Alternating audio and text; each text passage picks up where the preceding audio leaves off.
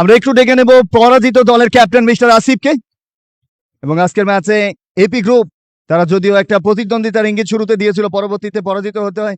তো আসিফ যদিও ম্যাচটা আনলাকিলি হেরে গেছেন, আরো সুযোগ রয়েছে যেহেতু একটা এলিমিনেটর পর্ব অনুসারে খেলতে হবে। সব মিলিয়ে আজকের এই পারফরমেন্সে কতটা আসলে আপনি হতাশ বা কিভাবে মূল্যায়ন করছেন আজকের পারফরমেন্সকে? না, খুব বেশি হতাশ না। এটা ক্রিকেটে হতেই পারে। যদিও আমরা ম্যাচ হারছি, এর জন্য একটু খারাপ লাগছে যদিও। তারপর নেক্সট ম্যাচ থেকে আমরা ঘুরে দাঁড়াবো ইনশাল্লাহ। আসিফ, আপনি ক্রিকেট একজন সংগঠক বরং একজন খেলোয়াড়, সবকিছু যদি বলি আপনার মাঝে সেটা রয়েছে। এই যে ক্রিকেট পাগল, এটা আসলে কিভাবে শুরু?